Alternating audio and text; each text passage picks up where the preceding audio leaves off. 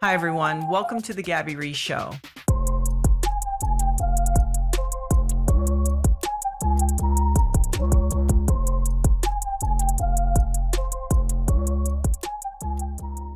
Hi, everyone. Welcome to the show. My guest today is Layne Norton. Layne has his PhD in nutritional sciences, and he's also a world champion powerlifter. Quite a combination. To say that Layne is smart and knowledgeable in the field of food and movement is an understatement. And when I'm getting ready to talk to someone like this, it's sort of the biggest question for me is always like, how granular do I want to get, or how deep of a rabbit hole do I want to go down with someone like this? And I decided to step back. And I started the interview with something that I think is really important that Layne talks about, which is to not separate your psychology from your physiology. And if you want to get granular and geek out on an interview, I highly recommend Peter Attia. Dr. Attia did 2 interviews with Layne, each 3.5 hours long.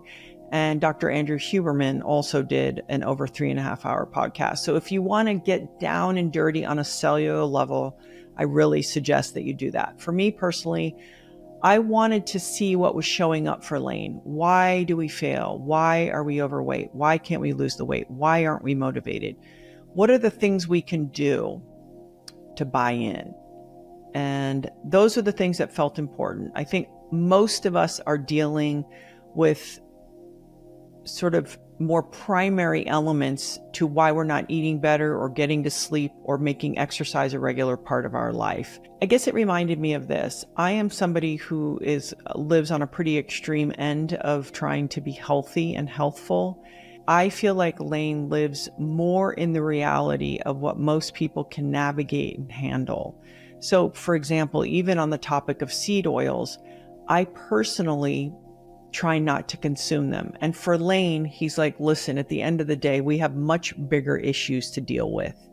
So I really like having these conversations where I don't have to live that way. I don't have to agree with it 100%, but it's just another perspective, because if at the end, we all get this opportunity to feel as good as we possibly can, that's actually what I'm interested in.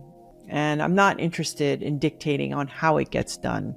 I'm simply interested in finding ways to put information out there that maybe can support someone on that quest. So I hope you enjoy my conversation with Layne Norton.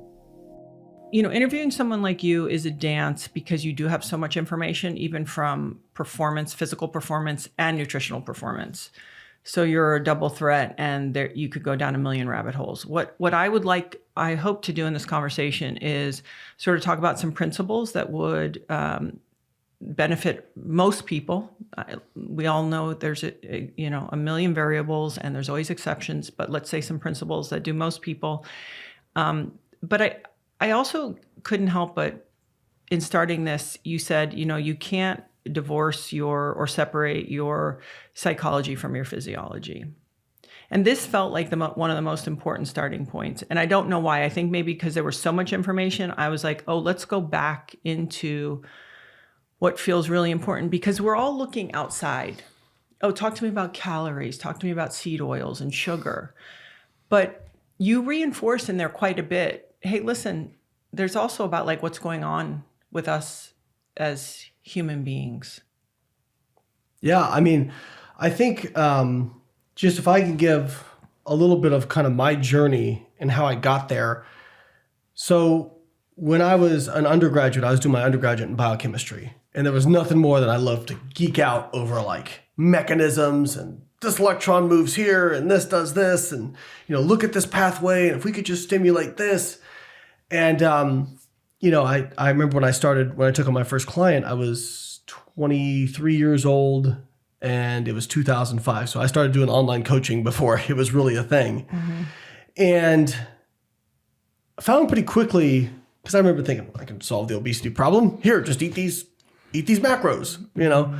And, my experience had been that was easy, right? Like if I could have the flexibility to choose foods I like, if I just had to eat, certain numbers, it was easy for me. But I also found out later, I'm actually kind of a robot in certain ways. Well, I was going to say you can separate your feelings from things. Right. I'm just curious, because in looking at you, obviously people can tell you're very fit. Was part of your motivation being about kind of like buff? And a badass. Oh yeah. Okay. Oh yeah. I mean, I 100%. The whole reason I got into a PhD was selfishly to figure out how to get bigger.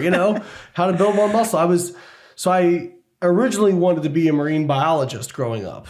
Was way into sharks. I could tell you what the ampulla of Lorenzini was when I was 5 years old. But as I got later in high school, I started getting into lifting weights. I got bullied a lot when I was growing up. For being smart? You think? I'm ADHD and pretty weird. Okay. So I think just being different when you're young is, not usually something that's going to get you popular. But the good thing is when you're older, being different can really help you. So I just kind of started lifting weights because I'm like, all right, maybe I'll stop getting bullied. Didn't really help with that, but I fell in love with lifting weights. Did my first bodybuilding show when I was 19 and changed my major to biochemistry because I wanted to study more about the human body. And then got into my PhD because by the time I was going to graduate, didn't know what I wanted to do with my life. Right. And figured, all right, I'll delay the real world 6 years and figure it out by then, hopefully. What do your parents say to something like that? My parents were always very supportive. They did not understand bodybuilding. They're like, we're not sure about this, but they were always very supportive. Like, if you love it, we love it. And there was nobody cheering louder for me at my first bodybuilding show than my parents. So they've honestly, as bad as my childhood was in terms of like really bad bullying, my parents were awesome. So I had very good support when it came to that. I'll never forget, I'm going to bring this back. Starting to work with people, I realized, it's not about just like telling them what to do. The X's and O's and athletes are this way too. It's not just about the X's and O's. It's about, can you get somebody to buy in? Can you get, and I tell people this, I'm like, do you really think that the top NFL head coach is that much smarter than the 30th the 30th ranked team? Because I'll bet you they're not when it comes to scheming. What they can do is they know how to get people up. They know how to get people to buy in, and they know how to lead. And I think in the NFL specifically, picking your sub coaches is very important. Right. So leadership ability. But the X's and O's stuff, there's plenty of people that know the X's and O's stuff. And now, especially with all in like athletics, with all the metrics they have, I mean, you can have AI write a game plan, but it's about, can you get somebody to buy in?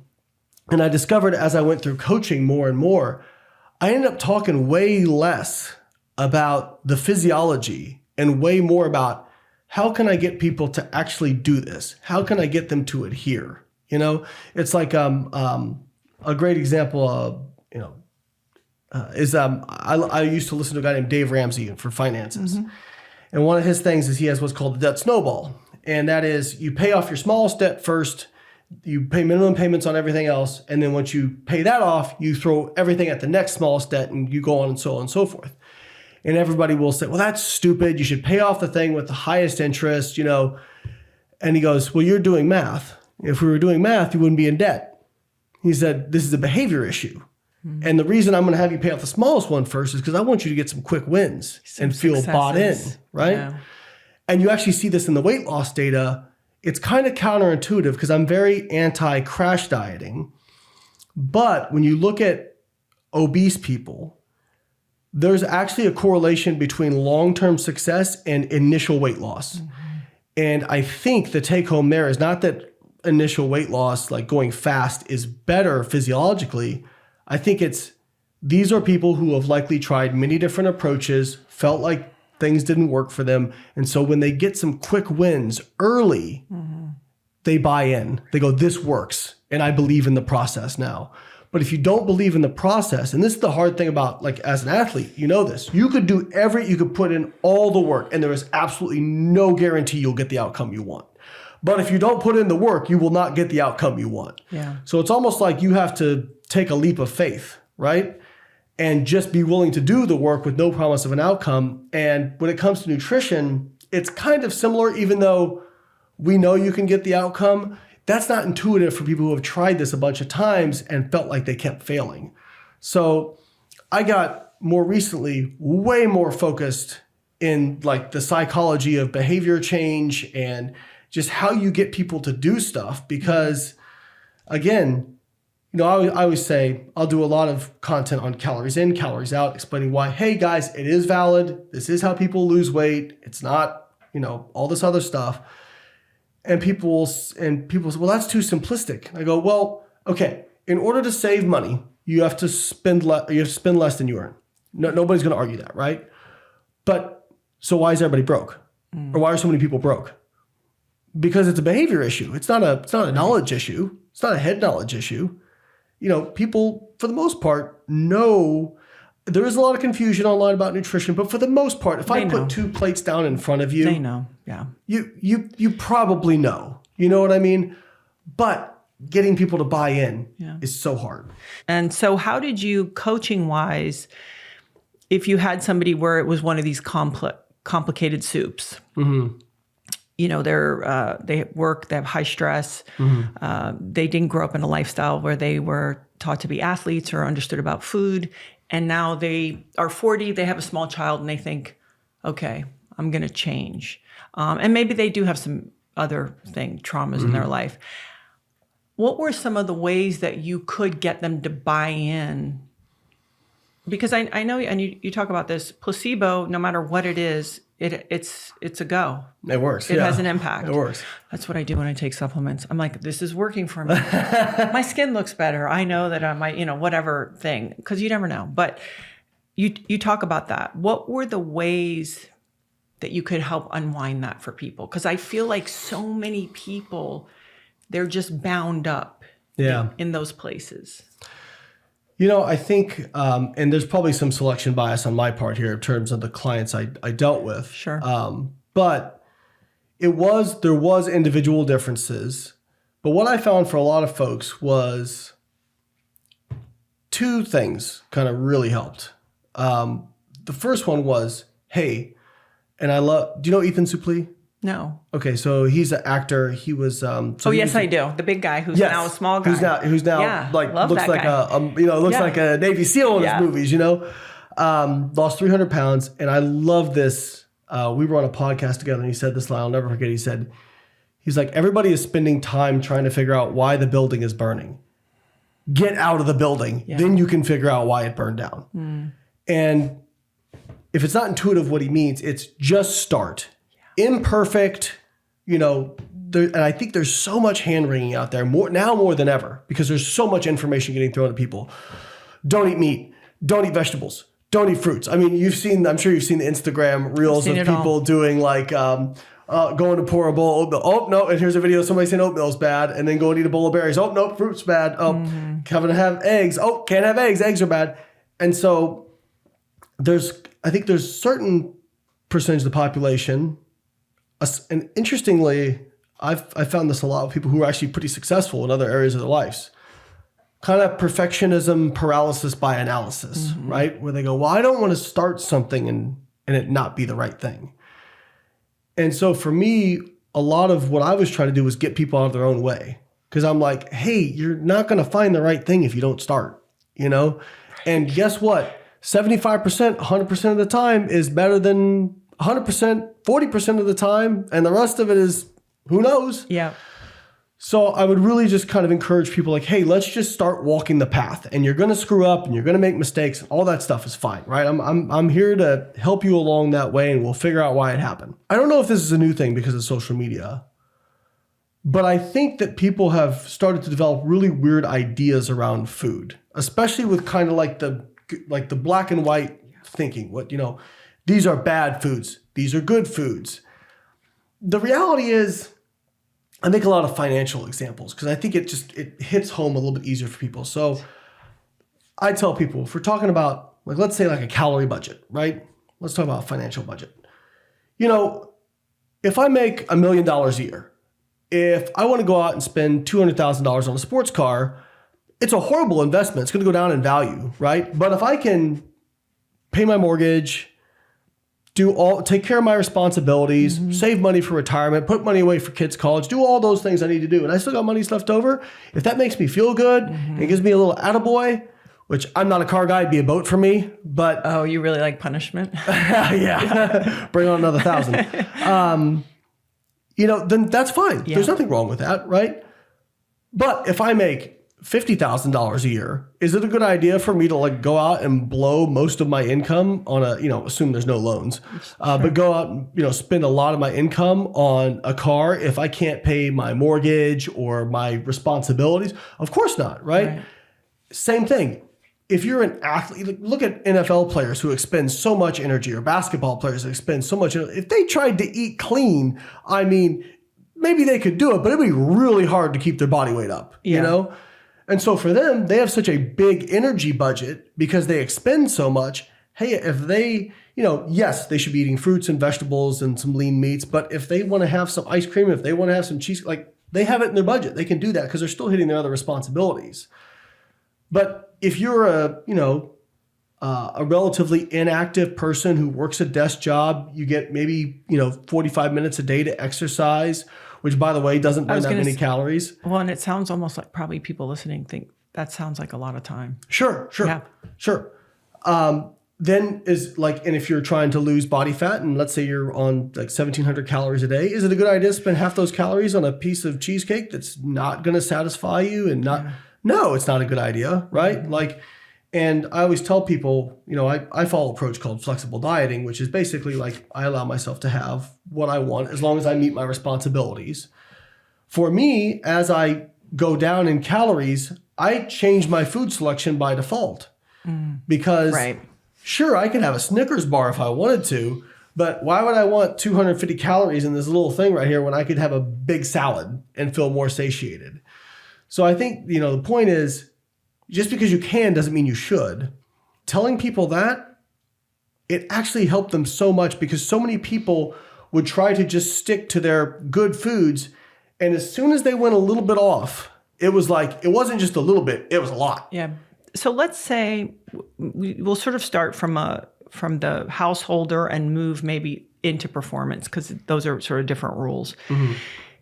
If you have somebody who's a householder, so they need to be, let's say, starting out a little more mindful because the margin isn't so great for them in the beginning.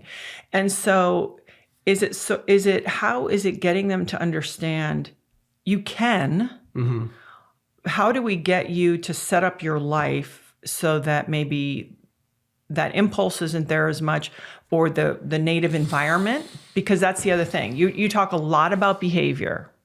So not only buying in psychology, but you talk about behavior. Like for me personally, I'll have people come here to work out with me. Why? So I work out. Mm-hmm. They come at 9. I have to go downstairs. They're my friends. I got to go. That's how I can do it. How do you get them, especially if they don't get the support at home and they're super busy? Where do we get them to start? So there's a few things to unpack there. First thing is like the easiest lever to pull is control your environment, right? But that's kind of only a short-term solution because you can't always control your environment. Now, if I've got somebody who if I had somebody who was single, lived alone, it's like, all right, if they're really struggling, okay, well, let's control what you put in your household for a little while. Okay. And then we're going to slowly add things in because you do need exposure therapy to this stuff because what's going to happen is the same thing. You're going to go out to a party and they're going to have, a buffet and you're going to lose your mind. Right. Yeah. So, but to start, we're going to start you with training wheels. And training wheels is we're going to control your environment. So if you know something is tough for you to have around, we're just not going to have it around for a little while. Right. Get them some wins, get them feeling like they're moving in a positive direction. And like, I remember this with one client. She was like, well, I can't have sugar. If I have sugar, I can't lose weight. I said, okay, well, what are you usually consuming when you're having sugar? And it's so funny too, because most people don't realize when they say I eat too many carbs, they're really talking about foods that are high in carbs and fats. Right. Like most foods that are high just in carbs, they can be tasty, but they're not palatable like carbs and fats together. Right. So cookies, cakes, ice cream, those are all things that are high in sugar and fat. So I said, okay, here's what I want you to do. I want you to go out and buy some single, and I just want you to do it once per day, right? Stop at your 7-Eleven coming home, buy a single serve or whatever, eat a serving of ice cream. What do you make those little cups? Once a day, Wow. right? Okay. End of the week, she'd lost 2 pounds, and she's like, "Oh my God, I can have ice cream. I can have sugar." I'm like, "Yep." Now you understand there's nothing inherent about that that's stopping you, but you get to choose now. Do you want to have that, or would you rather have something more filling, right? And then, like I said, that's interesting. There's kind of like the 80-20 rule, which Sure. I don't like rules. I like guidelines, which is 80% of your diet should be, nutritious, fruits and vegetables, lean meats, those sorts of things. Unless you're a vegan for ethical reasons, and that's different. Lean proteins, let's say. And then the 20%, okay, you can play a little bit, as long as you hit your whatever your goals are, your energy intake for your goals. And that just over time, when people have that exposure, their anxiety goes down so much. And the other thing that I've really found to be helpful is I'll have somebody like kind of show me, what does your day-to-day life look like? What do you normally eat? Okay, I'm not going to take this thing and just flip it upside down, because there's zero chance you're going to follow that. Let me see where I can make some small changes and see what kind of bang for our buck we get. Okay, you're getting a salad, but you're using the regular dressing. Let's switch to a lower calorie version. You're putting bacon on your salad and cheese. Okay, let's use low fat cheese and half serving of the bacon, right? Okay, you're having a regular Coke per day. Okay, let's do a Diet Coke. Now, I know everybody out there freaks out about diet sodas, but I'm telling you, the research is very clear. You are absolutely better off drinking that than you are the regular sugar stuff. Now, people will... But let's say starting out, would it be safe to say, hey, let's get these people to crawl and then walk? Is it that kind of approach? Ron White says, shoot the alligator closest to the boat. Right. Right? Like, you can't worry about the other alligator. You got to shoot the one that's closest to the boat. Yeah. Now, I will say, just a brief thing on artificial sweeteners. Or we'll call them non-nutritive sweeteners, because they're stevia is actually, derived from a natural plant. The research data, other than some odd studies here and there, pretty consistently shows that they appear to be pretty innocuous. Now, the only thing I will say that that might be a little bit of a concern is they do appear to alter the gut microbiome, some of them, like sucralose. But what we don't know is that change good, bad, or neutral? Because we just don't know enough about the gut microbiome. In fact, in one of the studies where they said sucralose induced gut dysbiosis, which sounds scary, I looked up at some of the species of bacteria that it increased. And one of those species is actually highly tied to improved insulin sensitivity, reduced levels of adipose tissue, and all these positive health benefits, including increased butyrate production. So that's one of those things I put in the category, okay, let's wait and see. Let's see what happens over time. Right now, I'm pretty comfortable saying I think it's okay. And again, if we're talking about somebody drinking the fully leaded stuff versus this, I mean, the research is very, very clear. People who switch lose weight, their blood markers of health improve.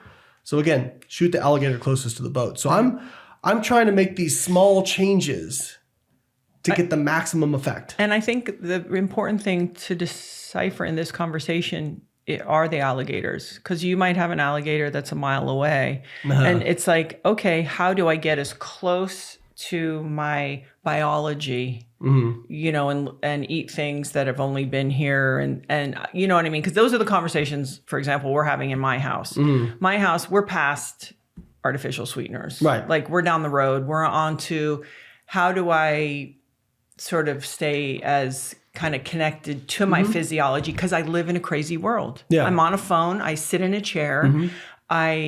I'm in an air, you're not supposed to be 30,000 feet in the air flying, whatever, 600 miles an hour. You know what I mean? So I think there's all these things because for me personally, anyway, I feel moments of kind of homeostasis more often when I'm honoring also just kind of the primal self. So I think that it's really important to sort of say, but a lot of people are managing very different things. Oh yeah. And then so a lot of your conversation that you're having, and sometimes I think people either they don't want to pay attention to that, or they want you to worry about the alligator a mile away, while you're sort of saying, no, we're dealing with this immediate thing. Yeah. So when you went to school and you were like, oh, I can solve obesity and this is no big deal. Like these people are, meaning nutrition and all these people, Sure. they're clueless. Then you get into the nuance of the complexity of human beings. Mm-hmm. And now, so, and you sort of live in these two worlds. You live in high uber performance. What's the gentleman's name?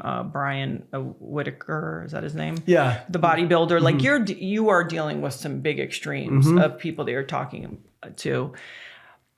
After doing this, let's say for shout out to him, by the way, because he'll get a tickle out of being on here. He's actually professor of economics at Oklahoma State. I know. I thought that was. I really appreciate very that. high performer. I was like a smart person that also just is ripped. You should look him up, Justin. He has muscles and vascularity in his glutes, but that's another.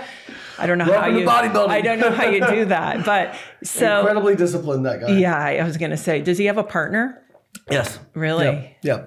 He's retired from bodybuilding, but he won. Wonder what the rules are when you're like leaning out like 2 weeks before about it, as far as like, I'll see you in a couple of weeks, honey. So I think, and actually it's interesting. People say, well, none of what you learn really applies to obese people working with bodybuilders. And I said, well, to the degree that I used it, no, but the mechanisms are still the same. Yeah. Okay.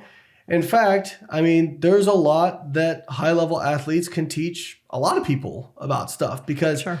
I don't care who has gotten to the top of any sport. I promise you, they have had stuff happen that would have broken most people and made them quit. Mm-hmm. Okay? I can promise you. I can almost guarantee it.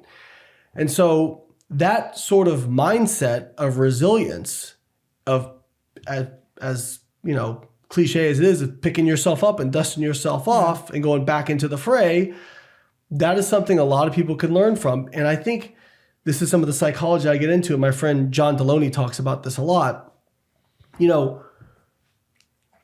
We have more time to create our own problems now, because you're not worried about a mountain lion coming down and grabbing you, right? You're not worried about where your next meal is going. Like if you're worried about where your next meal is going to come from, you don't have time to worry about, well, my partner said this and it made me feel this way. Like you're just too busy trying to survive, which now I would say, in many ways, we're living in the greatest time to be alive. You have access to so much information. Our basic needs are taken care of for most people. Like what you consider, and there are people who do live in poverty on the streets, and I'm not trying to, but for the most part, the average level of poverty here is wealthy in many other places. And safety. Right. We're safer. I know the news would like us to believe, at least domestically, that we're all... Oh no, violent crime rates have been dropping for like 30, 40 years. I think I went up during COVID, but I think the FBI statistics were basically before COVID, we were living in the least violent time to be alive. Right. So the problem with the human brain is... Yeah, something to do. We survived for so long because we were constantly scanning our environments for threats. And when there's no threat left, now we make one up.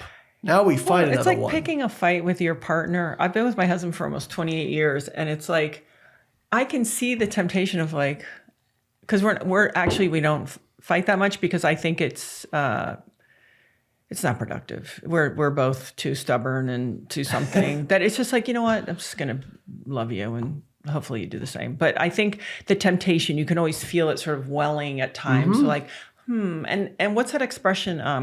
Hard times make strong. We'll say men, and hopefully people understand I'm saying humans. Right. And strong men make easy times, and easy times make weak men. And and so and we can see it. We're hysterical. Our culture is hysterical. So I agree with it, and that's why I talk about staying connected to that biology, because it's almost like, okay, get tired, start there, because then at least you're kind of a better person, and eat some food that maybe supports your energy so you can deal with some shit and some, like stress. Great. Okay. So let's let me go back, but I do want to say that I appreciate that you do this, very different sides of the spectrum. That what has shown up for you, if we were talking about principles for nutrition, and again, there's always exceptions. What does it look like for people? Okay. Because there's something important that you decipher: energy balance. So I think the analogy was, if your car is really full, let's say it burned more gas per miles, and then as you got less gas, or let's say leaner or smaller, then it would be less incremental. Yeah. Which makes sense. Yeah. So it's kind of like, I think a lot of people get confused with energy balance and calories in versus calories out, because people view that as static, independent variables. The calories I eat do not affect the calories I burn. And we know that that is not true at all. So if we look at weight loss, the analogy you just made is one I've made many times, which is, if your car gives a certain miles per gallon, it pretty much gets that, right?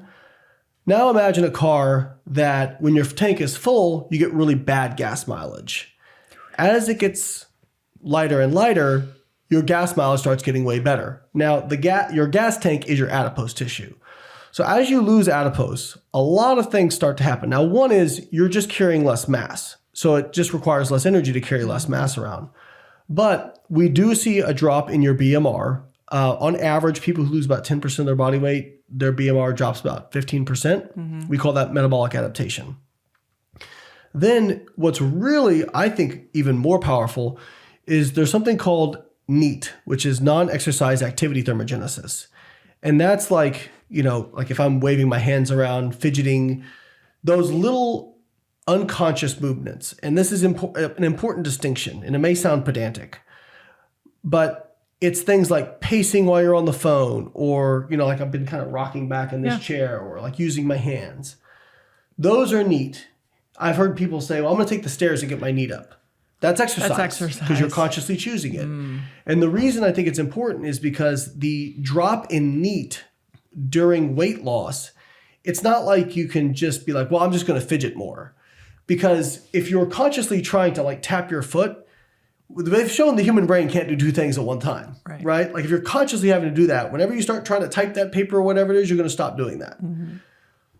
Now, when we look at 10% weight loss, BMR drops 15%. NEAT can go down by up to 400 to 500 calories. When you consider, like take me for example, I maintain my body weight about 33 to 3,400 calories a day. That's a lot of calories. Nice job. I get to have some fun. Now I do train for like 2 hours a day. But let's say I'm about 208 pounds. If I lost 10% of my body weight, okay, I'd be, 185-ish, 190. If I started off at 2,700 calories, that's a pretty good calorie deficit for me. That's like a 600-700 calorie deficit for me. By the time I got to, and it's not like a drop off. This all happens gradually over time. Sure. By the time I got to that 10% body weight loss, if my BMR drops 15%, my BMR is around 2,000. I've had it assessed in indirect telemetry. What is it? Basal metabolic? Basal metabolic rate. So good. Okay. I'm glad you brought it up. So basal metabolic rate is if I just laid down and breathed and didn't do anything else. That's it. No stressful thoughts? Yeah. So BMR is basically the cost of keeping the lights on. Yep. Like running your organs, your different processes in your body while you're still. So basically no skeletal muscle movement. So my BMR can drop 15%. That's about 300 calories right there. Then if my NEAT drops 400, well, there's my calorie deficit right there. So I went from an amount of calories that was a good calorie deficit to now that's maintenance for me. So people will observe that effect and they go, well, I'm eating in a calorie deficit and I didn't lose weight. It's not a calorie deficit anymore. Maybe it was, maybe it should be, but it's not now. Yeah. And then I think other things that confuse people are like these watches, right? Because this will tell me how many calories I burn. And there was a recent, it was 2019, but I have no reason to believe that the data's changed because I don't think the technology's changed that much. They're not accurate. They overestimate energy expenditure from exercise about 25 to almost 100%. Yeah. So if it says you burned 1,000 calories, you probably burned more like 500 to 800. Okay. Now, and the one thing I'll tell people, Neil deGrasse Tyson did a great thing on this where people were talking about UFOs and they said, well, they observed that this thing dropped 50,000 feet in 2 seconds. And he goes, no, that their instrument said it did that. Right. What makes you think the instrument was actually accurate? So when it comes to these, I said, what do you think is more likely, that you're violating the laws of thermodynamics or that maybe your watch isn't accurate, off. right? Yeah. And you can see it too. Wear a different watch or go on a different machine and they'll give you all different kinds of readings. Do you think people should use those because sometimes it gamifies it and just the awareness is a positive thing? So I'll tell you what I use it for. The step count is relatively accurate. Okay. I do like tracking steps because it can be a proxy for NEAT.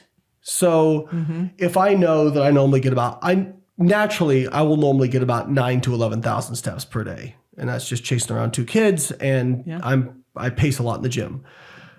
So if I know that, and if I start dieting and I see, now my steps are at like 7,000, well, I can purposefully do more to make up the difference. Right. So it can kind of help you replace that. So I do like it for that.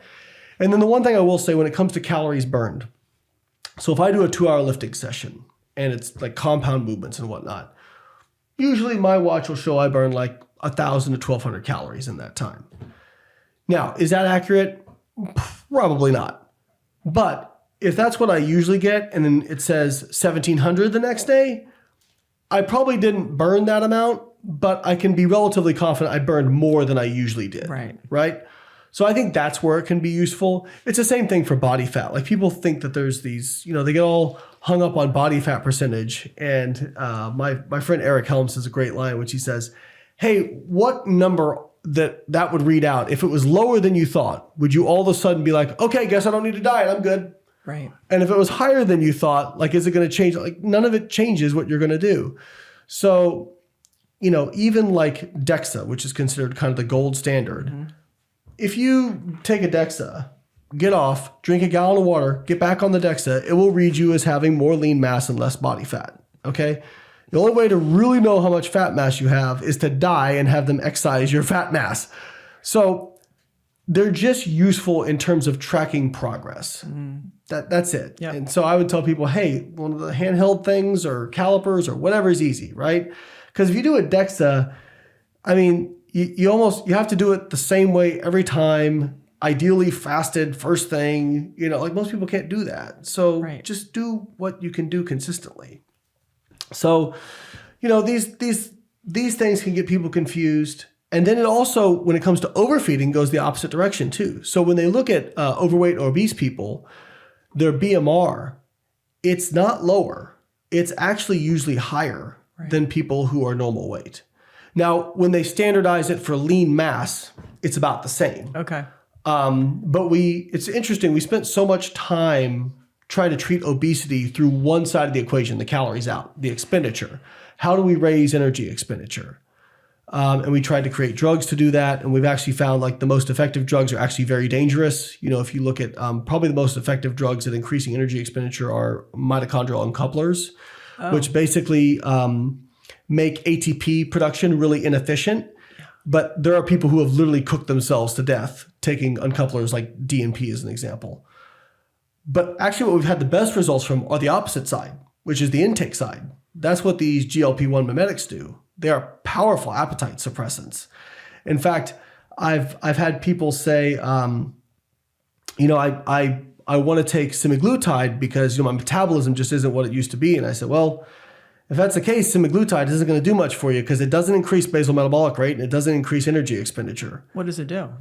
Powerful appetite suppressant. So GLP-1 is a gut hormone that when you eat, your body secretes it, and it basically activates receptors that tell you you're full in your GI, but it also acts on the brain as well to tell you that you're full. And I've talked to people who were like, I had one injection, I wasn't hungry for days. So I think I actually did a video on this because I think it actually is a great tool. I do think it's going to help a lot of people, but it needs to be coupled with behavior change too. Right. I view it as a jumpstart to get behavior change going. Yeah, the buy-in. Like, I'm excited. Okay, I'm inspired. I'm motivated. It's the same thing when I see people all taking Ozempic, and I kind of laugh when it's which is semaglutide. And but isn't it also that you lose, like, if you're already kind of slender, it's like, I have a wedding, or that's the dumbest reason. But also, don't you lose a lot of times because they're not eating accordingly, like 2 pounds of muscle to every pound of fat for something like that? So the research studies it's about 60-40. Okay. Fat mass to lean mass. Now, I don't think that's anything inherent to the drug itself. I think the issue is people don't have an appetite. When you don't have an appetite, you're not picking like protein heavy things by the last default, thing you want. right? You're picking at snacks and stuff. And so there's where I see the problem being is if you're just taking people who usually eat, kind of, I hate using the word junk because but people kind of get what I'm saying. If they usually eat junk, they take this and they just eat less junk. Well, when they go off it, they haven't learned anything, right? The other thing is too, those studies so far looking at lean mass loss haven't used people who are resistance training that I know of. And if you look at some of the studies and just people dieting without resistance training, you see anywhere from like a 25 to 40% loss of lean mass. So it's really not that far outside of what we typically see. Right. So I don't think it causes muscle catabolism by just in anything inherent. But I do think because people aren't eating as much, right, and they're certainly probably not selecting, higher protein foods, I think that's probably why you're seeing some of this stuff. Yeah. And you talk about how also the more weight you lose, you're actually less motivated to exercise. Yeah, they do see this with this is in lab animals. Yeah, like, let's say someone like you who has habits a bit. It's just but it's like you're doing this because you've put the lifestyle, you've put the habit in. Typically, because I can relate to this, I'm over it. By the way, I'm. Let me think how many years into training.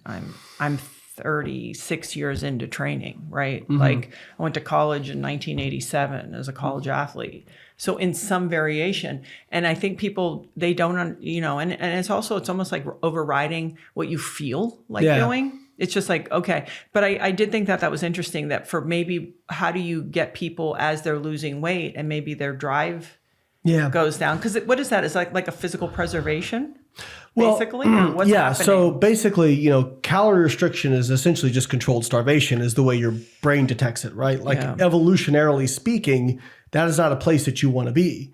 Your brain is trying to drive you to eat because we want to survive.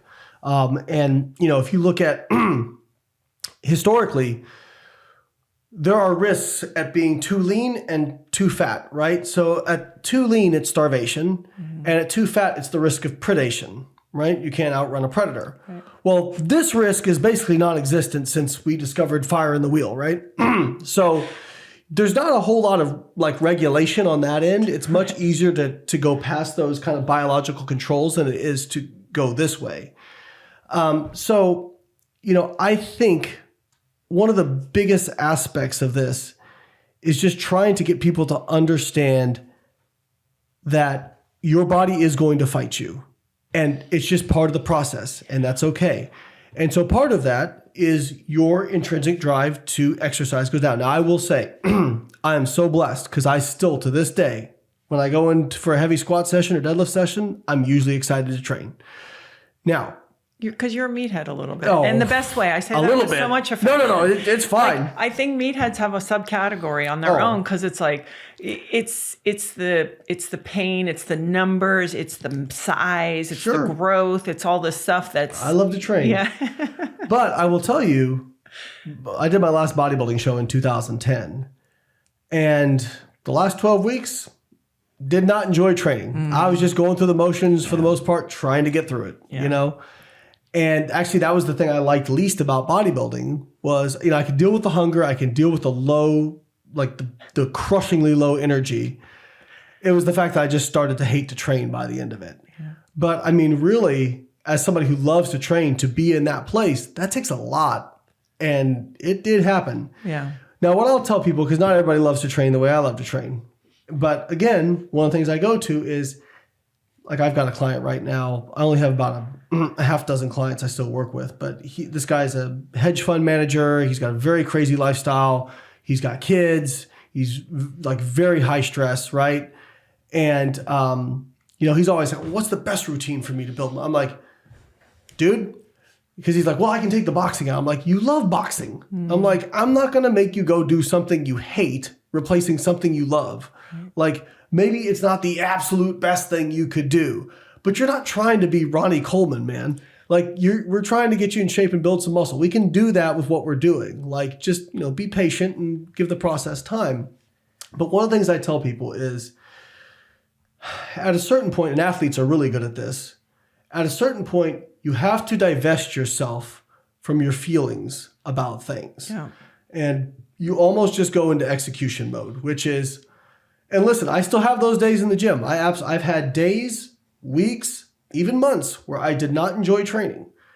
But it was, okay, what is my goal? Where am I at? And what is going to be the difference between me getting there or not? Well, it's going to be me doing the work. This is very rudimentary algebra. You have to put in the time to become that good. And again, people talk about genetics and athletes. And yes, genetics matter. Absolutely. Any athlete who's gotten to a very high level is very genetically gifted. But if they got to a very high level, they also worked really hard, because at that level, everyone's genetically gifted. That's right. So they worked very, very, very, very, very hard and went through setbacks, developed resilience, all that kind of stuff. So one of the things I tell people is try not to rely on motivation, okay? Motivation is like nitrous oxide on a car, all right? Right. Discipline is your gas tank, right? Discipline's going to get you somewhere. Nitrous is nice. You'll go faster for a little while, right? And you've had that, like, I'm sure times where you're very motivated during training, feels great. You'll love it. You get done, you're like, oh, I could go again. But that never lasts. You're never going to feel like that every session. And way too many people make decisions based on how they feel. Well, I don't feel like training today. That's my favorite. And listen, and I'm friends with and have been around people who've suffered from things like chronic fatigue. That's different. That's different. Like, we're talking about people who like literally can hardly move, right? But when we're talking about people who are able-bodied, able to do it, divest yourself.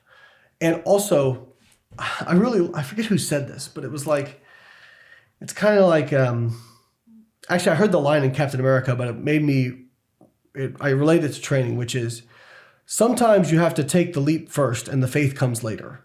Yeah. And nobody really likes stuff when they're not good at it. Yeah. Like, yeah, you might try something, but usually people who like stuff initially, it's because they have a little knack for it initially. When I went in and could only bench press 85 pounds the first time I did it, I wasn't like, yeah, I'm going to be jacked. I was like, wow, how am I so weak, right? But you just do the work. Yeah. And you have to have a little bit of faith that if you continue to put in the work, that things will change. Yeah. And I think that's hard for a lot of people. But also, okay, so you can sit here and communicate about doing the work, and even I can do that, because you would have then behind that a plan. Sure. A strategy. So that's the thing. I think people are so overwhelmed, and at times it's an interesting conundrum, I feel like, because, and you see this with your clients, they are overworked or stressed out, and in their sort of emotional state that they almost can't get to the perch of clarity long enough to say, here is the plan. And now that we have all this information, who do I get the plan from? So 3rd grade level, I'm overweight. I want to lose weight. I don't have any major injuries. I can kind of do whatever. How would you, for somebody who doesn't know, so many people, you'd think that they would know. They don't have a starting thread. They don't know what to pull on first. And the conversations that I keep having, it's always about taking away the things. It's like you said, we're not going to flip somebody's whole life upside down. So it's like, okay, taking away, not continuing to add, but also they have to restructure. Yeah. So what is that? Okay, so a person's sedentary, they're overweight. Is it okay, plan out your meals and journal and start walking, and you've got to lift, you have to do some time on your tension. How does it work? I think one of the things, if somebody's like never really had much training experience, a lot of it is just building confidence that they can do it. I know, it's intimidating. So I'm like, hey, like let's first off, let's prove it to yourself. And this may sound dumb, the whole crawl before you can walk, but it really is. Like, people talk about confidence, and it's like, you cannot develop confidence without experience behind it. Like, that's how you get confidence, right? Is the experience. So don't tell me you're going to go to the gym 2 hours a day, 5 days a week, like me. Like, you've never done this before, that you're going to burn out, right? What is something you absolutely feel very confident that you could execute consistently for a few weeks? And if it's walking for 30 minutes, 5 days a week, let's start there, right? Let's get you trusting that you're doing that and showing up every time. And then let's start adding some more stuff in, right? Because what I don't want to do is like you start off with this, if your expectations are here and you're hitting here, you're going to feel pretty good about yourself. But if your expectations are here and you're hitting here, you're going to feel really bad about yourself, even though you're hitting the same place. Yeah, just another fail in a way. So, you don't want to, it's a balancing act. You don't want to set the bar too low because you do have to push them. Because if it doesn't make them uncomfortable, they're not growing. But you don't want to set it too high either, to the point where they feel like they could never achieve that. And then I think when they invariably have setbacks, explaining to them, this is a normal part of the process. Everybody deals with this. It's okay. Let's just get back on the horse, as cliche as that sounds. And then when it comes to nutrition, I mean, again, it's very broad of how we get people to do stuff. Yeah. But, obviously, what is an appropriate energy consumption for you, calorie consumption for you, for where you're at and your goals. Then the next bucket I move to is, all right, let's make sure you're getting enough protein to support whatever those goals are. If it's, I always have had to like remind myself, not everybody wants to be the most jacked, strongest human in the history of mankind that they possibly can be, like me. Yeah. Not saying I'm the most jacked human, but like that's, so if it's, if I'm just getting them to, hey, let's try and get your protein up to like 1.2 grams per kilogram or, 1.6 grams per kilogram, fantastic, right? Like whatever you can do, even if it's just, you're going to have protein 30 grams 3 times a day. Awesome. Is that about how much you can absorb, like 30, 35 grams of protein at a sitting? Is there sort of a parameter on that? Great question. So you're not limited by absorption. Your body can absorb almost everything that you take in, protein-wise. Now, plant-based sources tend to be a little bit less absorbable, the intact plant sources, because a lot of the protein is bound up in the fibrous material of the plant. Right. Not saying that plant sources of protein are bad. It's just you tend to absorb, 10, 20, 30% less, okay? And the amino acid profile tends to be not quite as good as animal protein. But the 30 grams kind of comes from some of the literature out of our lab, or Dr. Layman's lab, which basically when you look at like, okay, if we look at muscle protein synthesis, which is kind of your body's anabolic response, where do we see it start to cap out when you consume protein? So if you consume 100 grams of protein at a meal, you'll absorb most of it. But you're not getting that much more of a response than you're getting at like, say, 30 or 40 grams of protein. Okay. So it makes more sense to distribute kind of multiple feedings of, say, 20, 30, 40 grams of protein per day than just, I think the statistic is, it was a study by DeCastro where they, I think, found that Americans get 65% of their protein at dinner, right? Yeah, that makes sense. And you don't really, your body doesn't really have a storage mechanism for protein. Some people have said, well, you store it when you build muscle. And I'm like, that's like saying a house is a repository for wood. Right. Yeah, you can get wood out of a house, but that's not why you build the house, Right. So you have a very small pool of amino acids that your body can pull from. And then whatever's excess, your body tends to oxidize or turn into glucose. And so, if you're just having one big meal of protein, you're kind of actually low protein the rest of the day. And again, I don't want to make it too important, because the most important thing is the total daily protein intake you get when it comes to like protein intake for lean mass. Secondarily would be kind of how you distribute it. Mm-hmm. So, there's not a lot of great studies on this because it's really hard to study. But my suggestion would be if you can get, 3 or 4 like high quality protein feedings in where you're getting, around 30, 40 grams of protein, mm-hmm. that's great. And, it does depend like the quality of the protein. Like for example, if you look at whey is very high quality, very bioavailable, right. Great amino acid profile.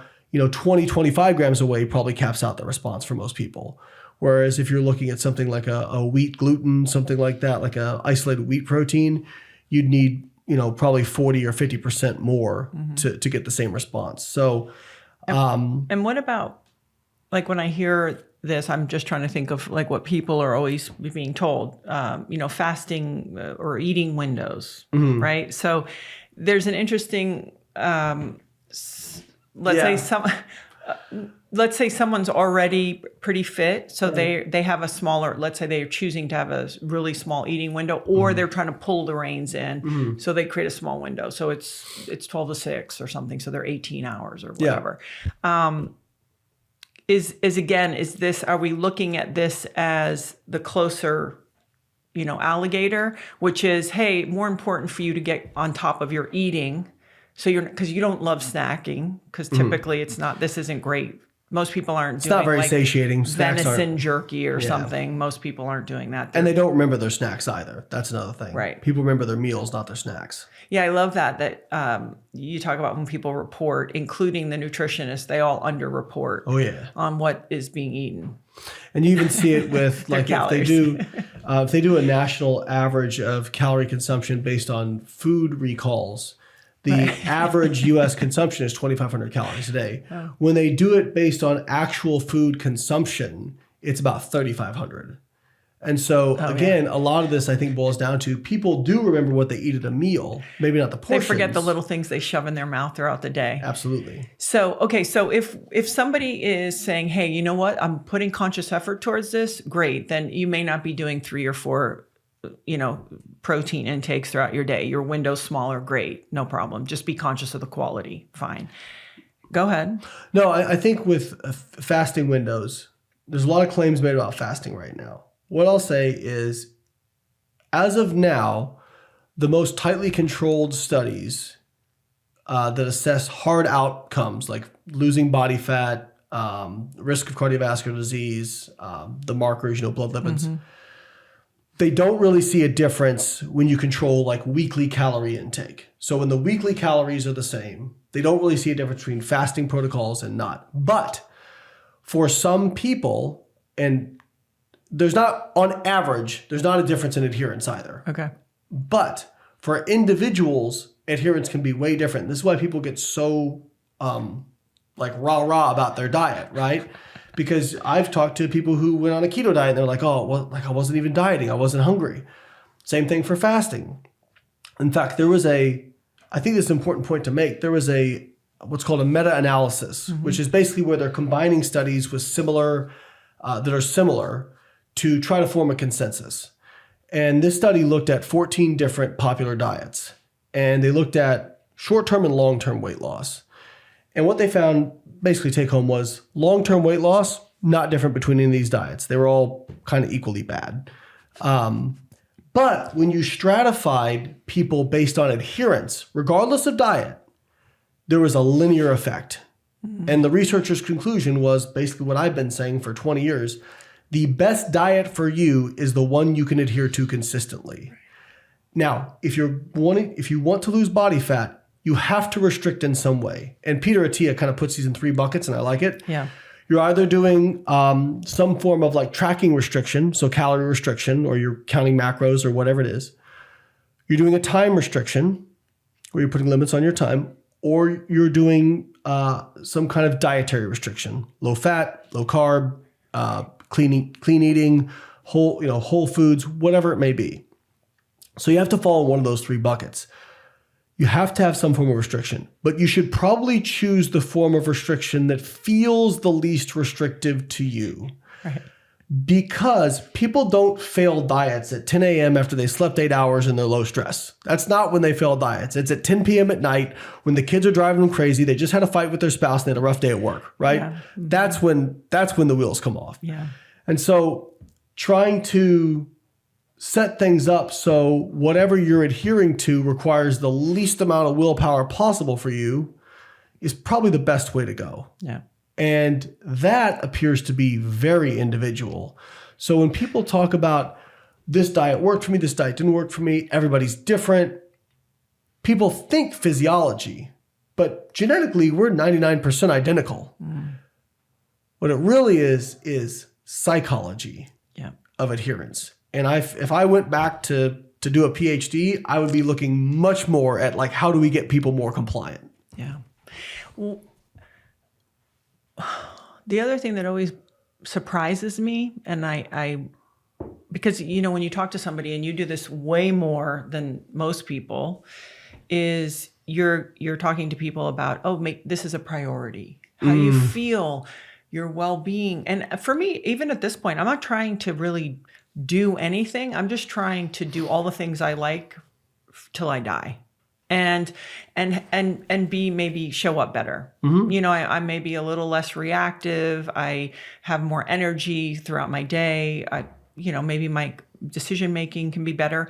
That's really why I'm training, right? Like I'm not trying to be jacked or compete or controlled dose of a stressor. Yeah, just, give me some space and good. And of course, listen, would I like to stay attractive to my partner? And part of that is taking care of myself. Of course, I'd be totally lying if that was not part of the deal. But what's wrong with that though? Like people make it out to be vain, but like if you feel good about yourself. Yeah, no, listen, you don't give up. Don't give up. Don't give up. Yeah. Don't fight it. Like I don't want to fight that I'm not 20, but right. I'm not going to give up. Right. Like, it doesn't matter. But I'm always amazed that somehow people can't get to the place that it's important to them. They bust their ass. They're going to make money. They're going to clean their car. They're going to do their nails.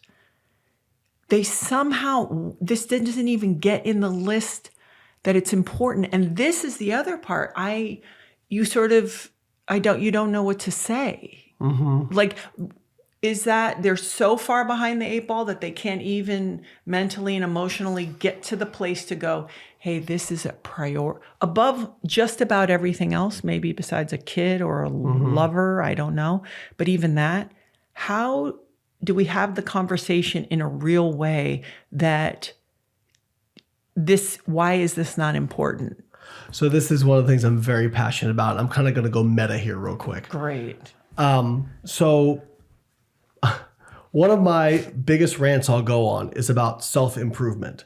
Now, I'm all for self-improvement, but there are people I talk to where I'm like, your self-improvement protocol is actually keeping you from improving because you're spending so much time reading and doing ice baths and getting up at 4 a.m. and like doing all this different stuff. I'm like, when are you actually like just doing stuff? Like actually doing the thing that's going to get you better, right? So I think part of the thing people struggle with is, well, I should go back to school. I should get that promotion at my job. I should be a better parent. You're going to have to pick because you have limited time. Yeah. Okay. So shoot the alligator closest to the boat, right? And so like people are like, hey man, how many books you read a year? I'm like, I don't know, like 2. Like I'm just being real. Yeah. Like I'll read studies and stuff and I'll listen to podcasts, but like when it comes to actually sitting down and reading, I just don't make it a priority. And I don't feel bad about that because I'm doing all this other stuff, right? Well, at what time in your life? You have, you're with children, you're doing other things also, like times and places. Right. So I think a lot of people wrestle with that, right? They're kind of like a dog chasing cars, right? Yeah. Like, then the other thing that I think is really important, I read a study in 2020 and it kind of really changed the way I think about weight loss. So there was a study in the UK where they looked at successful weight loss maintainers. Which is what percentage? Pretty very low. Right? I mean, it depends on the statistics you pull, but if you look out, so of people who lose about 10% of body weight, If you look at a year, over 50% will have regained it. Yeah. If you look at over 2 years, it's like closer to 70 or 80. And then if you're looking out past 3 years, I mean, we're getting up into the 90s for the most part. Again, it depends on what you term successful weight loss and then successful maintenance. There's a lot of, they can massage those numbers, but it is the majority, the vast majority put it back on. And of those, quite a bit will put on more than they originally had. So this was looking at, okay, who's the 5 or 10%? What are they like? Do they have any things in common? And there's already been studies about this stuff, which a lot of the things you would expect, which is there's some form of cognitive restraint. They tend to exercise more. They tend to weigh themselves more often, because it's feedback, right? Yeah. Like if a lot of people, it's like, hear no evil, see no evil. But if you're weighing yourself every day and you say, this week I'm up 3 pounds, a lot of people will modify their behavior based on that. Correct. Yeah. Now, there are some people who have an unhealthy relationship with that, and of course we can go into those caveats. Yeah. But for the most part, that's something that people practice. But one thing really stood out to me that I'd never heard before, but it made perfect sense. They said they felt like they needed to form a new identity. And I think that there's a lot of people who say they want to change, but they want to change while dragging all their old habits behind them. And you are not going to do that. I mean, if you look at, I know it's not the same thing, but if you look at alcoholics, when they get sober, they don't have the same friend circle. They lose their friends. They don't go to the same places. They can't, a lot of times they can't even have the same job because they've made so many associations and hard wiring. This situation means I drink. And they did identify that that they lost some friends. Now, some people will interpret that as, they're fit now and they're just not hanging out with their fat friends. That tends to be not what happens. Anybody who's done a fat loss diet and been adherent to it knows there's a lot of social pressure to engage in eating. And they show that when we eat, if you add one person to a table, so if you have somebody eating alone, they eat more with a partner. If you increase the size of the table, they eat more. Yeah. The more people we're around, the more we eat, right? And then it's the pressure as well. Did you like the food? Do you want to have some more? Do you want to, so we don't even think about it as pressure, but we do this and we don't even realize it. Yeah. And so jettisoning those things is very hard because even though, and I've had this in my life, not with nutrition, but with just habits I developed in childhood that did not serve me. They talk about the therapy speak. What kept you safe as a kid is going to actually destroy a lot of your relationships as an adult, right? Yeah. Like the coping mechanisms we inherently learn. And so it's hard to jettison those because those are comfort zone for us. Those are where we feel safe. Even if we have repeated exposure where this is not serving us, this is not serving us. It's so hard to move away from that because it's what we know. Yeah. And I think nutrition can kind of be the same thing where yes, there is an element of personal responsibility. And I remember I had this thought. I was at a 7-Eleven filling up my car with gas. I went inside to grab a drink. And this is 8 a.m. in the morning. I just dropped my kids off at school. And there's a gal in front of me, and she's obese. And she's getting 3 slices of pizza from the 7-Eleven. And I remember thinking old Layne would be lazy. Now I think, this is probably just part of her routine. She comes here on Tuesday, she picks up pizza because who knows? It's just part of what's been ingrained into her routine, right? And it's probably not even a conscious choice necessarily. I think people tend to look at obese people who aren't obese and go, every single bite you take is a decision. It's not really, right? Is every single thing you do a conscious decision? Our brains could not handle that kind of stress. Think about how much stuff we do during the day that's just on autopilot, And so I think we need to start realizing that for people to make those changes, it's very mentally fatiguing because you are having to turn that on and make conscious decisions about mindfully, everything. Consistently. Now, over time, they become unconscious, but it's I tell people, try to think about it when you're viewing this stuff, whether it's exercise or making good selections with your food, and the other bucket I would say I got to protein, enough fiber. Carbs and fats, kind of energy sources, you can kind of change them out how you want. in the research papers where they vary carbohydrate and fat intake, but protein and calories are the same, doesn't seem to make a difference on fat loss or most major markers of health. There are subtle differences. When we get those buckets, making those decisions, try to think about it like this. I'm not always motivated to brush my teeth, but I know what's going to happen if I don't, right? Like my teeth are going to go to crap. So even though I'm not motivated to do that, I do it. Now, do I have to make a conscious decision every night to brush my teeth? No, it's like it's time for bed. This is just part of what I do, right? Yeah. So however you can work exercise to be unconscious into your life, however you can work this stuff to be unconscious into your life. And maybe, again, when you start, it's controlling your environment. Maybe it's, ordering food from a meal prep company, right? So even if I am not a huge fan of meal plans long-term, but as training wheels, okay, right? And there's a lot of companies out there now that do this. And even, people who have more resources. I mean, I worked with a guy who was a multiple billionaire with a B. And the hardest people to pin down too, right? Very hard to pin down. Yeah. And, this guy is on a plane 5 days out of the week, right? Mm-hmm. And we would, with him, he was great when he was home. When he was home, he was in his environment, he was a machine, right? As soon as he got on that plane, as soon as he got to other places, and he had a private jet, as soon as he got to other places, it was like, I'm like, hey, so we were having a conversation and I was like, I don't want to tell you how to spend your money, right? But here's what might be a great idea. You have a personal chef, right? He's like, yes. I'm like, okay. So 1, let's have him make some more meals that you can take on the plane with you.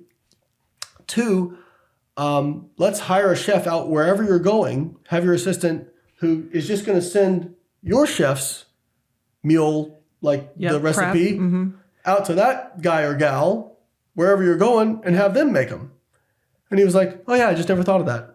Yeah. It's like, yeah, but so think about how can I set myself up best for success? And I'm not saying live off of a meal plan because that's not a sustainable way of doing things. But having meals that are more conducive to your goals readily available when you get stressed at 10 p.m. at night. Yeah. And you can just grab something and throw it in the microwave rather than grabbing a package of M&Ms. Yeah. Probably a better choice. It's like physical therapy after surgery. You're not going to be with your PT the whole time, but if you're getting over that injury or whatever, it's like these nice, slow, easy, someone being nurtured along through that, I think is really helpful. Well, it's actually, this is a great analogy. It's like when you're coming back from an injury, which I'm sure you've done. Mm-hmm. I'm not super familiar with your arc of your career. Sure. But I'm sure you've done, myself as well. There's a time period where you don't have a lot of confidence that you can move the same way, plant the same way, push the same way, right? And so what happens? You're starting out going either pretty slow, pretty light, and over time, slowly that confidence begins to return. Now, recovery from injury is nonlinear. And I'm sure you've had moments where it regressed and it's a really bad feeling, but you can keep going. It's the same. Why is this any different? Right? It is the same because also it's reminding people that I had a knee replacement, and that's one injury. And somebody said to me, "Oh, okay, just so you know, the first 30 days, no matter what you do, it's brutal. Doesn't matter what you do. Mm-hmm. Doesn't matter how much turmeric you drink and how early you go to bed, and the whole thing, right?"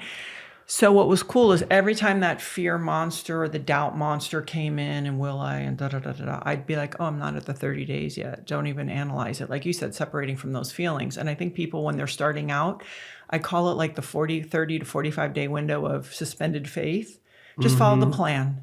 Just take one step in front of the other. Just go into execution mode. Just keep doing it. So I love the idea about whatever, HelloFresh or these things where actually cost, if you start really analyzing cost per meal, it's not really that expensive and things like that. So within the weight loss part, set points, metabolic set points. Yeah. Because I experience this right now today, let's say I weigh between 178 and 180 and I played at 165. Mm-hmm. It's way easier to get out of the sand when you're light. Plus I was a lot younger. Mm-hmm. And I sort of go, oh, wait a second. I don't want my set point now to be 180. Because I kind of know I feel better at about 175. I just move better. I feel better. I feel lighter. Just works with my exercise and things like that. People have a set point, and you talk about kind of making these changes. If we have children that are obese, right, the chances of them being obese when they're older is far greater. Yes. And it could be obviously habits and lifestyle. And then, but I feel like it's that set point too, right? So I just went to a talk and actually had read a few papers. So adipose tissue metabolism is actually very fascinating. This is another thing that I would go back and do a PhD on. But as an adult, for the most part, your number of fat cells doesn't change. Okay. Now, they do turn over. It's slow. I think the life of an adipocyte is about 10 years. So they do turn over every 10 years. But as a child, that is the time where you're setting your number of fat cells. So they do increase up to about like age 20. And then they kind of stop there. And then basically changes in fat mass are due to shrinking or expanding of fat cells.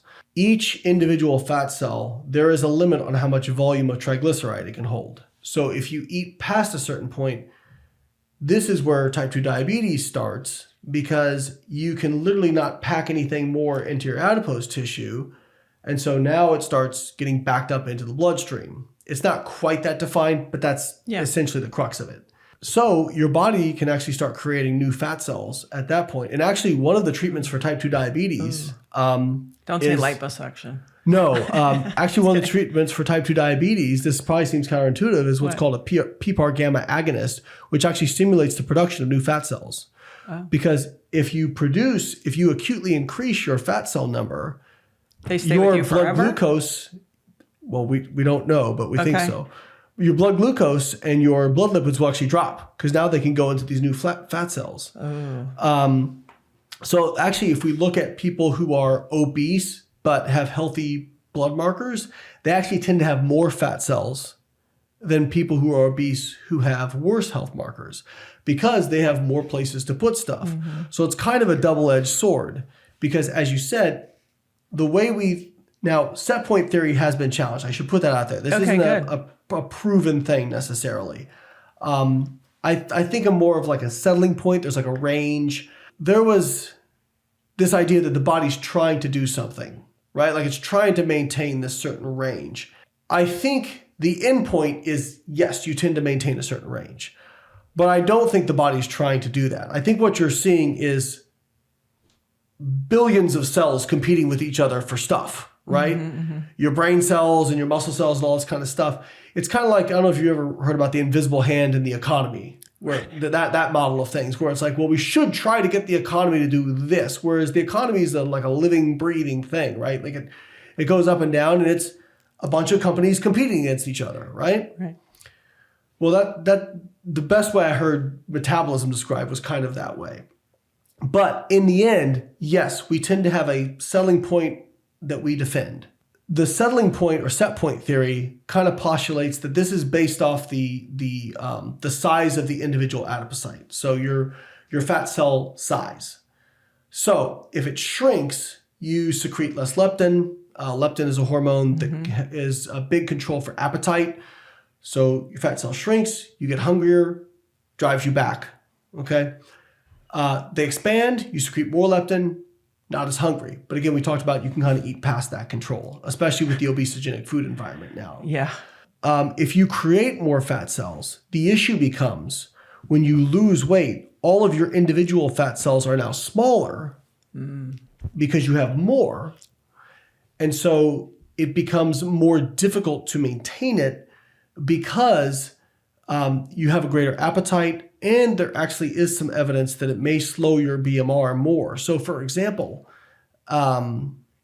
if you take obese people who have weight reduced versus lean controls who have never had to weight reduce, and they have the same lean body mass, on average, obese people will have a slower metabolic rate. Okay, so they don't have a slower metabolic rate when they're obese, but remember, when you lose fat, it goes down. So, and the appetite is higher.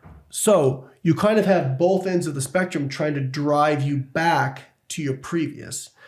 Now, I will say that I think over time of maintaining a leaner body fat level, for all intensive purposes, it can become a new settling point. Mm-hmm.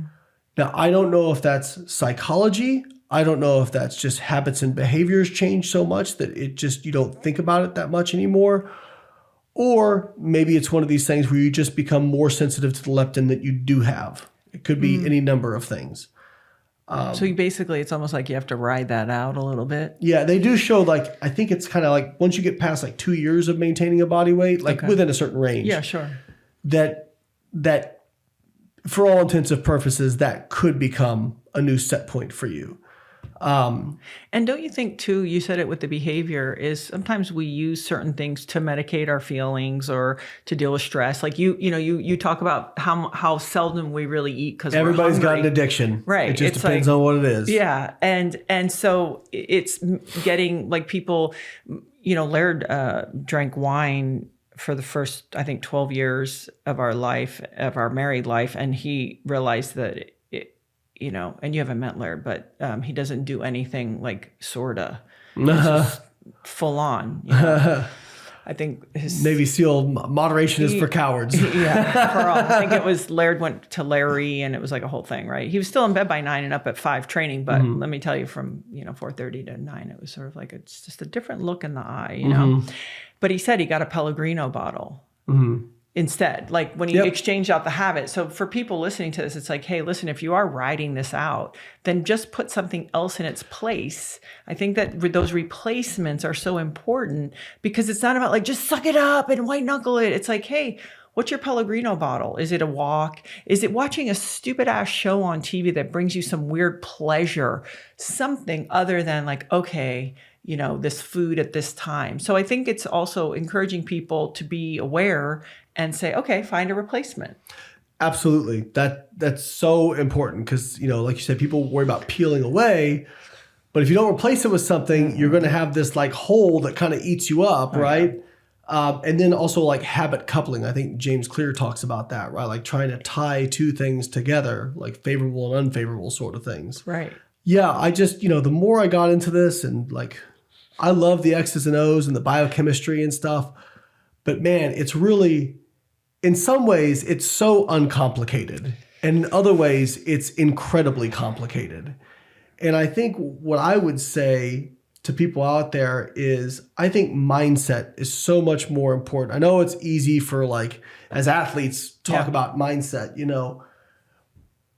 but I think it's so much more important than people realize because, if you just, oh God, this is going to sound like a rah-rah. If you don't give up, if you just stay after it, even if you get knocked down, even if, things go sideways, whatever it is, if you work diligently and more so just consistently, even if you're consistently just at 80%, every time I read The Tortoise and the Hare, the tortoise wins, you will improve. Now, are you ever going to be a bikini world champion if you start out obese?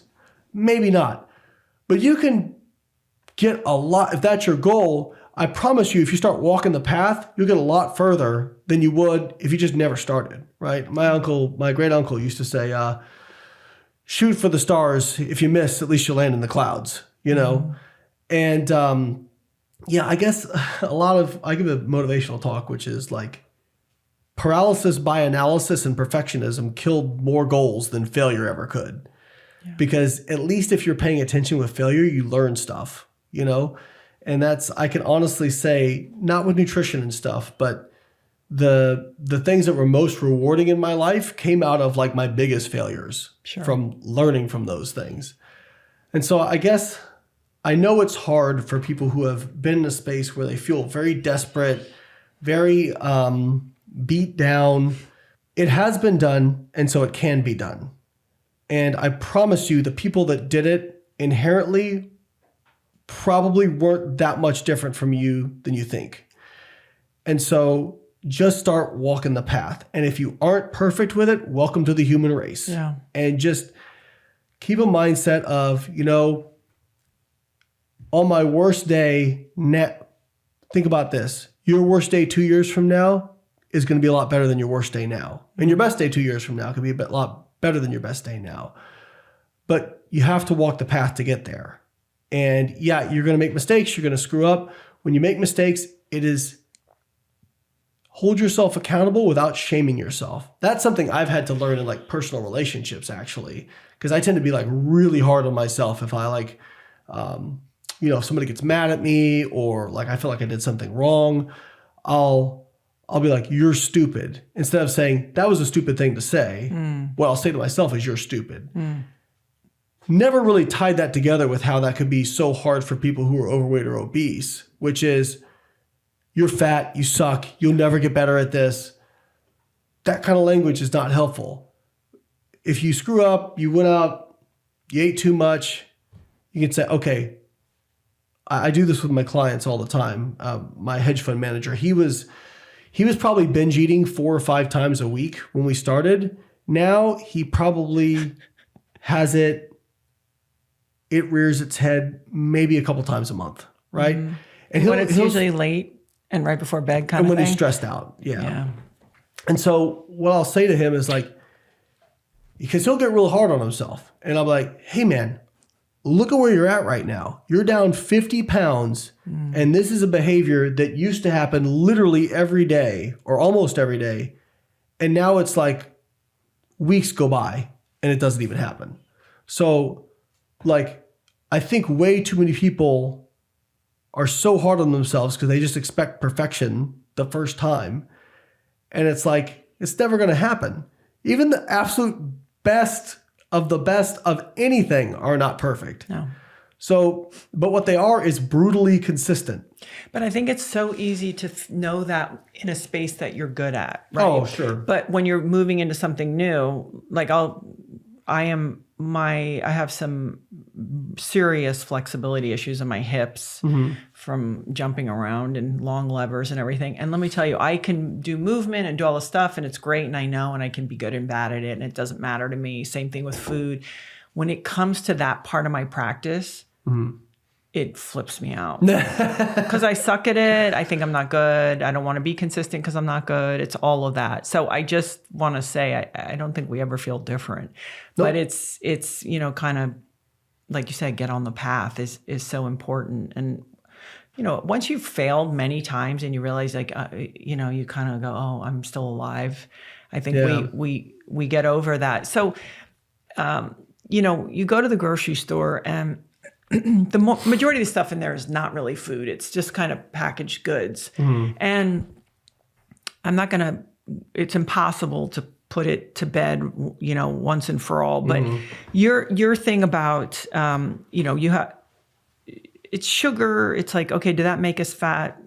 Probably not. It's just like you said earlier, like the birthday cake. It's all of the things at once. And so I love how people are trying to go, well, is it the seed oils? I personally don't eat a lot of them because I don't eat a lot of packaged foods, which that's where the stuff is. So it's probably that heated up. It's just a proxy for low quality food. Right. Yeah. And so I guess maybe in this conversation, because you are so knowledgeable, I actually want to chunk it out bigger and wider and not get granular, because people then have another thing to obsess and be weird about instead of looking at the big picture, is saying typically is coconut and avocado and olive oil usually used in foods that are better. It seems to be so versus some of these other oils, the seed oils. So it's not about going never, never, never, but I tend to think that the foods that we can avoid usually have these other oils. They probably taste better and they're cheaper. I'm not sure.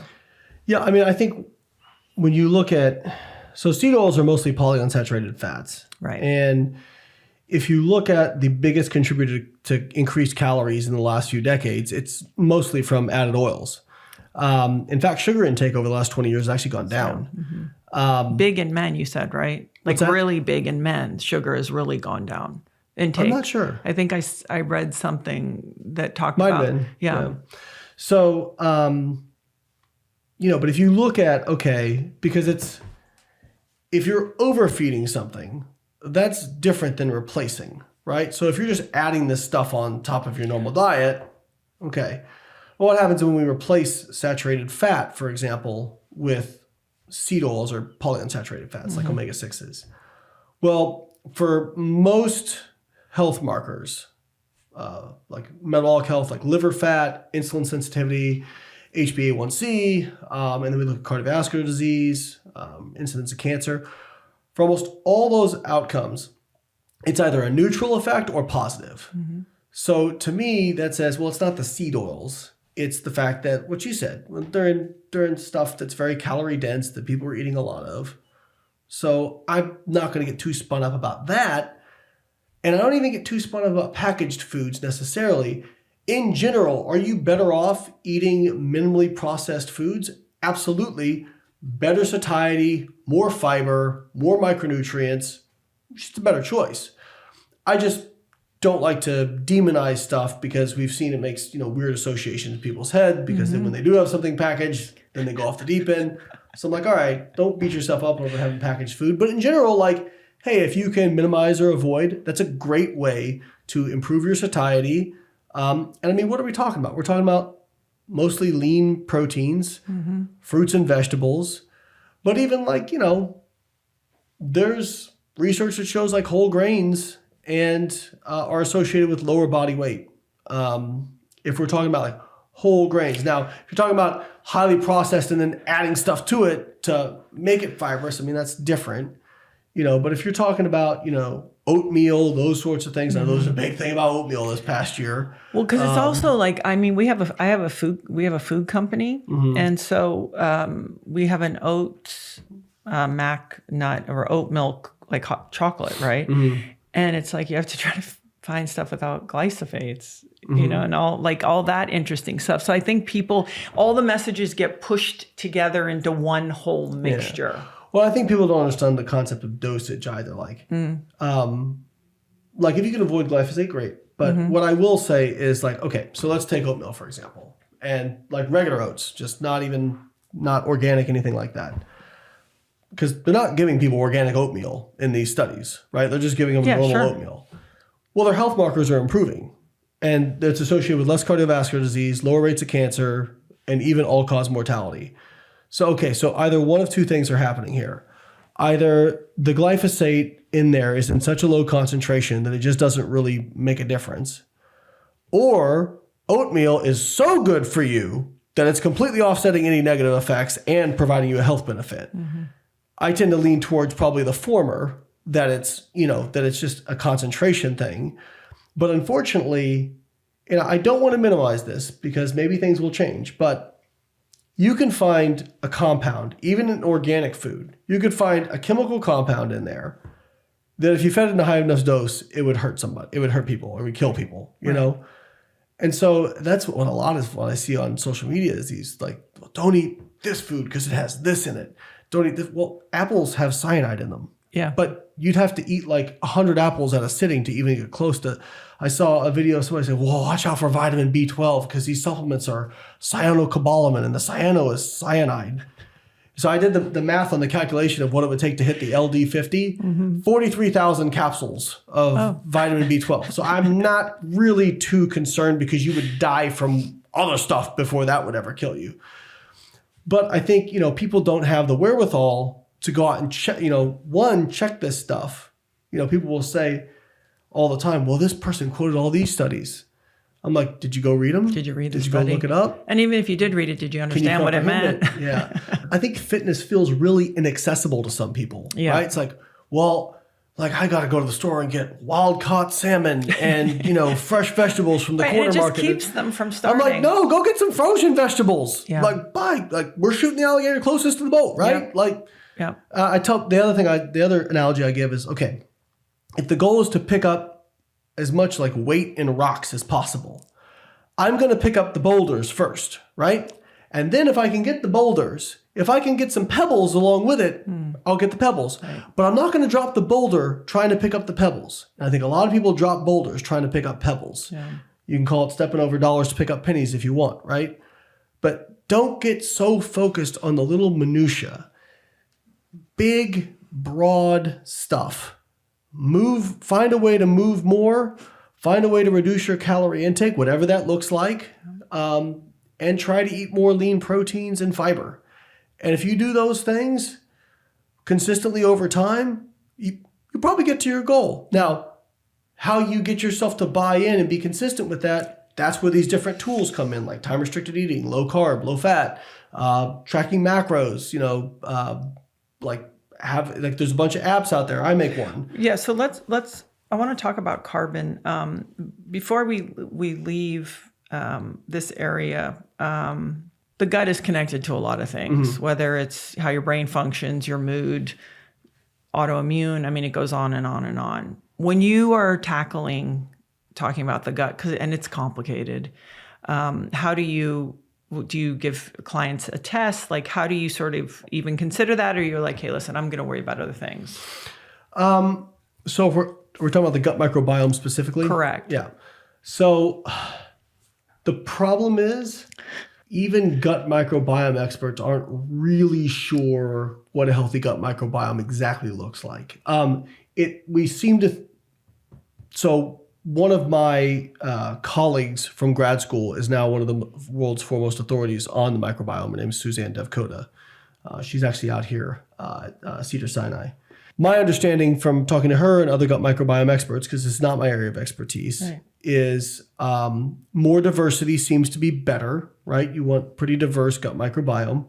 And the take-homes I've heard from them is don't eat too many calories. Too many calories, actually, like energy toxicity, seems to be not optimal for the gut. Exercise seems to be good for your gut health, interestingly enough. Something about maybe the lactate produced during exercise. Mm-hmm. Eating enough fiber, diverse array of prebiotic fibers. So fiber is the main fuel for the gut bacteria, our good bugs, for lack of a better term.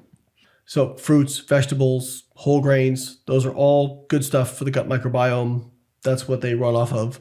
That allows them to produce short-chain fatty acids, which is like gas, basically. Mm-hmm. But those short-chain fatty acids actually get into circulation and appear to have a lot of like health benefits, including better insulin sensitivity, lower cardiovascular disease risk, and possibly limiting saturated fat.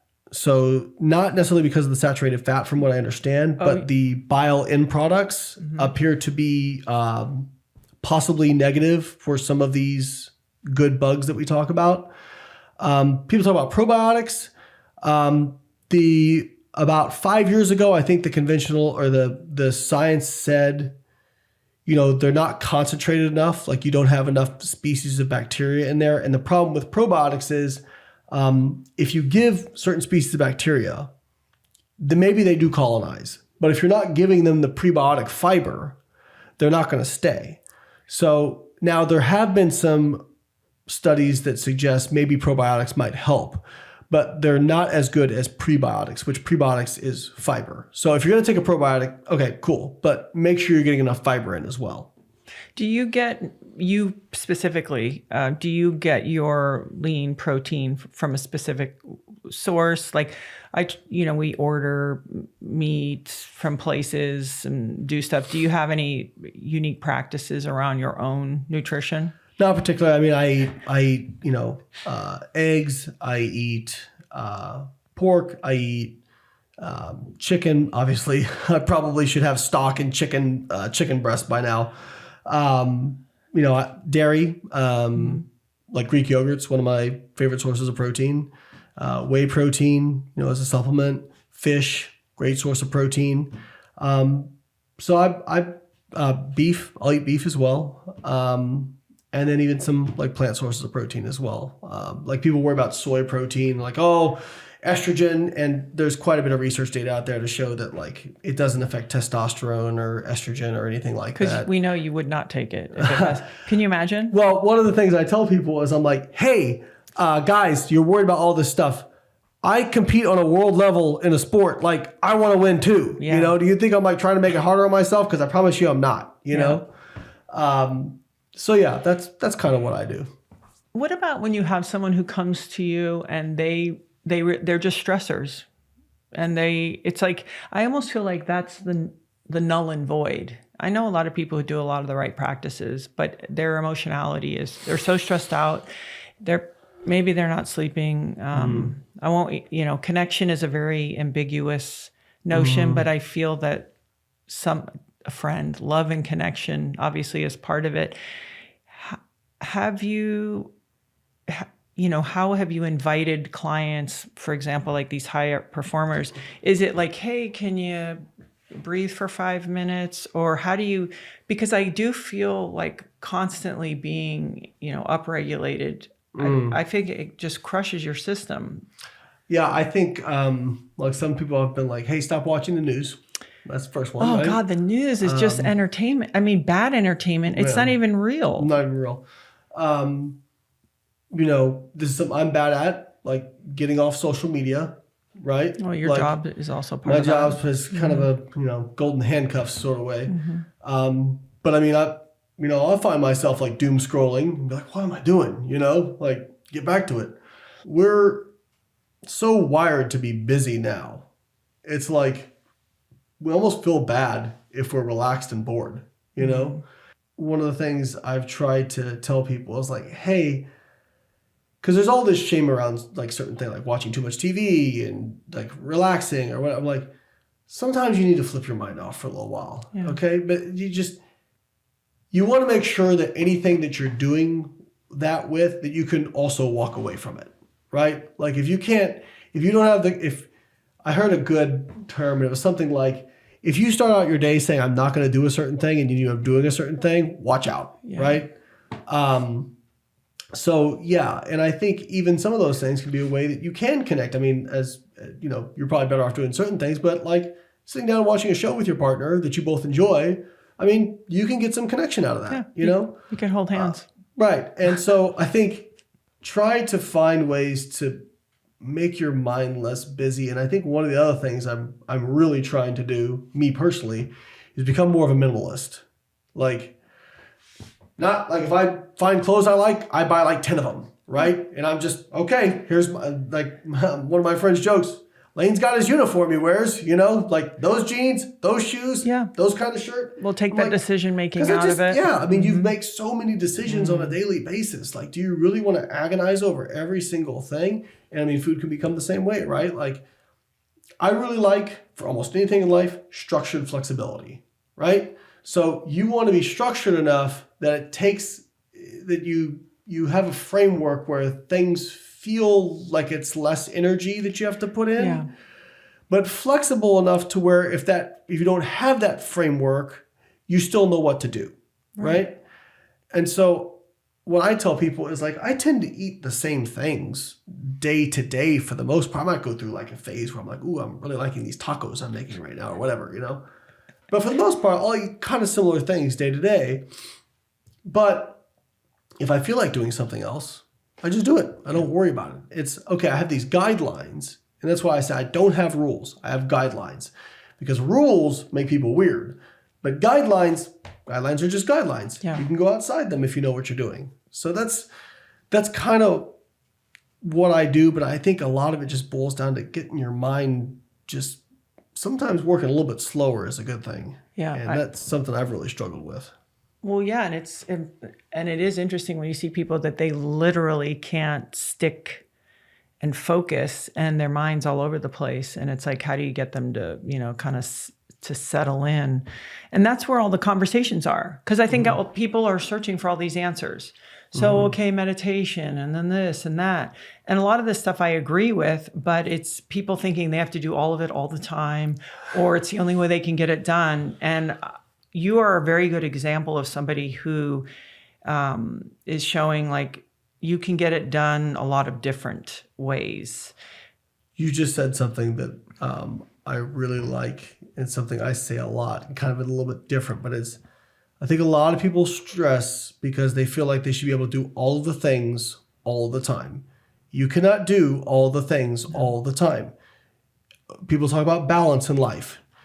Over the course of your life, it should probably on average be balanced with family time, professional, friendships, all that. But at any one period of your life, it is probably unbalanced. When I was going to graduate school and competing in bodybuilding and starting my online business, I was not balanced, right? That was pretty much what I did. I didn't really have a social life, right? And now that I'm a dad and doing business, competing in powerlifting, like I'm not going out fishing and shooting like I used to, because guess what? My hobby is lifting. Yeah. That's what I get. I part it down to that, right? Because I don't have time for those other things. But you know what? One day when I'm ready to retire from powerlifting and when the kids are older, that stuff's going to be there. Yeah. I'll get to do that stuff, you know? So it's like, don't feel like you have to do everything at once. You know, hopefully if you take care of yourself, you live a long life, you get a chance to do all this stuff, right? Yeah. And so like now I'm sure your life looks way different than it did 20, 30 years ago. Oh, yeah. And you're unbalanced now in some ways, way different from where it was before. And that's okay, right? But pick your spots. Like if you're a single mom with 3 kids and you're going back to school, working 2 jobs, maybe now isn't the time to focus on your, you know, do the best you can with your nutrition, but maybe now isn't the time to enter a bodybuilding show. You know what I mean? Like, pick your spots. I think that's very important. And to have the discipline of your mind to know, to be like, oh, yeah, that's not for right now. The minute I see something that I know it has nothing to do with what I'm in, right, in my reality, I don't add it into, you know, my scope of thinking.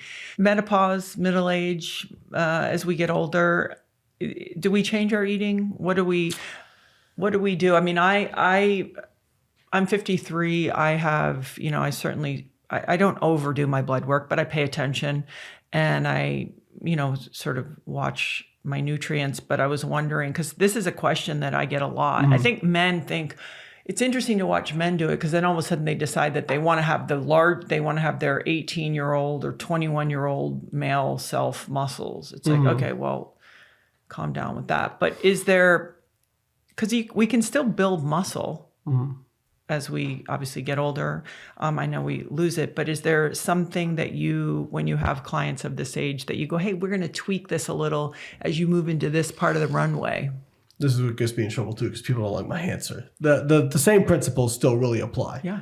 And even for men and women, right? Yeah. So if you look at Herman Poncer did a really good study where he tracked energy expenditure across age groups. And I think there was like thousands of people in this study. And found that energy expenditure as standardized for lean mass didn't change from age 20 till about age, I think it was like 60 or 70. It is. And then it started to go down. So now what I'll say to people is I'm not saying it's not harder to lose weight during menopause, but it's probably because the hormonal change, you don't feel as good, you don't have the drive to exercise as much, you also probably spontaneously move less, and your appetite's probably higher. So but as terms of like metabolic rate, doesn't seem to really change. And so the same principles still apply, but again, it probably is harder, but just not for the reasons that people think. Right. I think it's great. I think that's very exciting. Did you create Carbon because you thought, okay, I have a sense of the formula, now I can really help more people? And I know it's not only customized based on whatever the goal is, whether it's to lose weight, gain weight, or make a total change in your habits. And in that, is it eating, moving, and there's personal coaching as well? So Carbon is, I'll back up just real briefly. So working with people one-on-one for so long, and I worked with 2,000 people from like 2005 till 2019. But it was like, you know, I made good money, I got good results, but it's like, it's 2,000 people. What do your real hours do? What is that in the global sense if I start thinking about a legacy and all that kind of stuff?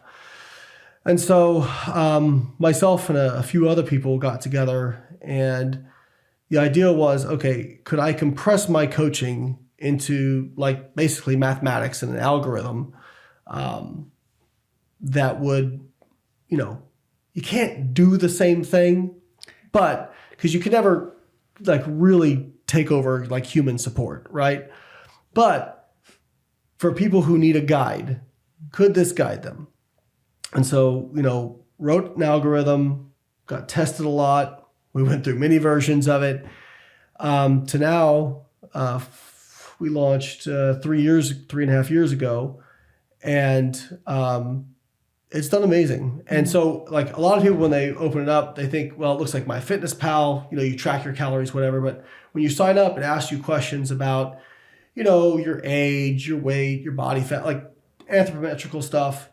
And then, so it's using that information to figure out, okay, what do we think your energy expenditure is, your calories outside of things? Okay, what's your goal? And then, like in the case of weight loss, for example, because it's not just a weight loss app. There's muscle gain, there's maintenance, And even like changing your habits, period. Right. I like that. There was like a little other caveat. I thought that was great. Yeah. So it's trying to determine, all right, what are you spending per day? Here's what we recommend initially. But the real benefit to the app is you are checking in with the coaching portion of the app each week. And based on how you're progressing, the app will change. It will adapt. And so a lot of people will get this like, well, it gave me these calories. I don't know if they're right. I'm like, well, follow them for the next few weeks. And if you're not losing weight at the appropriate rate, if your goal was weight loss, the app's going to sense that and adjust. And now, I mean, we've had people we've had multiple, actually quite a few people lose over 100 pounds using the app. We've had people get ready for bodybuilding shows and win pro cards using the app. So it really works brilliantly. I've been using it personally, started with the beta version for over 4 years now. And I am in a weight class specific sport. And every time I've used the app to make weight, not only do I make weight within 0.1 kilograms of what I target. Wow. So this thing works. And when I dropped down a weight class in powerlifting a few years back, and pretty much I am so regimented with checking in and keeping it updated with information. It knows me so well that when I would go to say, okay, in 2 weeks I want to lose this amount of weight, without fail I would be within 2-3% of whatever the target was. I mean, it's really been impressive. So did you learn anything about people or yourself that surprised you from the use of the app? I think what I learned was I didn't really value, honestly, the aesthetics of an app, of having a good user interface, and gamification is something we're looking to do a lot more of. Just people being great job checking in, you were compliant, and seeing that you were check marks and all your boxes. People love that, so we want to do more stuff Gold with stars, that. I think that is let's not just give them the path, let's give them the carrot. Yeah. You know what I mean? You got to do it. So if people want to see it, it's justcarbon.com. We'll put it in the show notes as well. Joincarbon.com. I'm sorry, Join Carbon. That's right. I wrote that down. Sorry about that. Joincarbon.com. We'll put that in all the notes. Okay, to end this, my last question is, of everything that you know today, because it'll change, of course. I hope so. As somebody who is high performing, high achieving, get after it, into certain kind of composition, even the aesthetic component of it, how do you feel about aging? Do you go, oh my God, or do you freak out, or are you oh no, I'm going to manage this, I'm going to do this? I think I was honestly the most depressed when I turned 25, because I was closer to 30 than I was to 20. But honestly, when I turned 40, I'm I don't feel that much different than I did in my 20s. I have good energy. I feel good. A few more bumps and bruises, but I think that's just time under the bar. I don't think that's necessarily an age thing. I think a lot of it is if I've slowed down at all, it's just more stress and more responsibilities. Yeah. And the only things I notice are I don't recover as quick. But I think that's more due to stress and, not sleeping quite as much. And when you have kids, you never have the same restful sleep, even when they're grown. Tell me There's always this baseline level of anxiety, right? It'll be okay. Yeah, exactly. And then if I fly time zones, that's the other thing. I used to be able to fly. When I was 22, I could fly all the way to the West Coast, stay up till 4 a.m. and sleep till noon. Now I go one time zone, my body goes, what the hell is going on? Yeah. So I think that's really the only differences I've noticed. And I'm just I know inevitably there will be a decline. Thankfully, speed goes first as an athlete. Strength is one of the last things to go.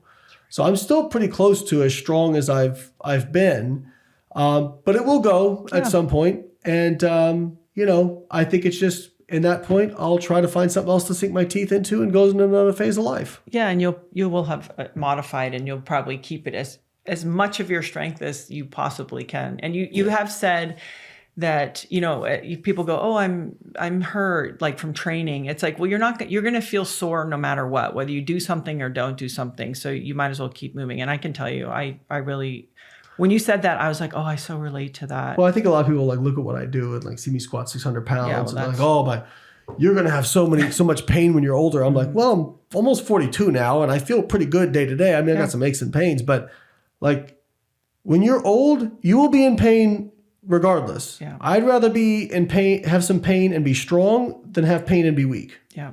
Okay. So Layne, the app is joincarbon.com. Mm-hmm. And can you just remind people if they want to see your other character, all the places that they can find you? Because I like it. You said it in the beginning. It's an alter ego. And I want to remind people of that. And I think it's important because it's effective. Yeah. So and you can also find Carbon in either app store as Carbon Diet Coach. And if you want to find me, I would say my digital business card is Instagram, which is just BioLayne. Mm-hmm. And I'm BioLayne on pretty much every platform there is. I'm on TikTok, Facebook, YouTube, you name it. Well, I do really appreciate that you have such a scientific background, but that sometimes with people, you're just sort of saying, let's deal with first things first. And I think that it makes it easier for people to go, okay, Focus on the big rocks. Yeah. Amen. Thank you, Layne. You're welcome. Thank you for listening to this week's episode. If you want to learn more, there is a ton of valuable information on my website. All you have to do is go to GabrielleReece.com or head to the episode show notes to find a full breakdown with helpful links to studies, research, books, podcasts, and so much more. If you have any questions, please feel free to reach out and send them to @GabbyReece on Instagram. And if you feel inspired, please subscribe. I'll see you next week.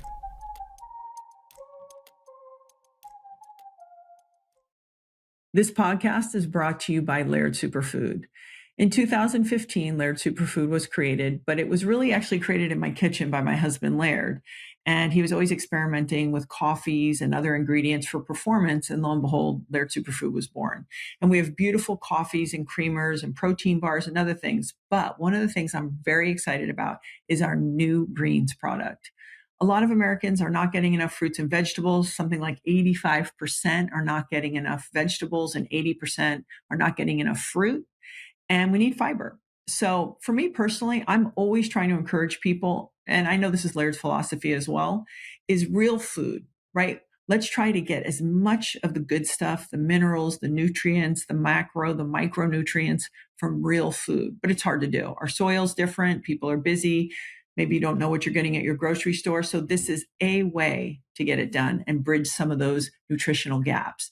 And what I also really appreciate about it, besides that it tastes good, I just do it in water first thing in the morning, then I'm done. And then I actually go and have my coffee after.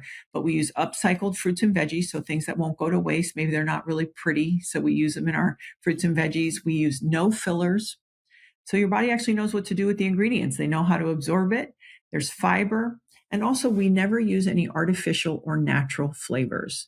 This is something that is harder than people realize, because to amplify flavors, a lot of times even, using natural flavors is the way to do it.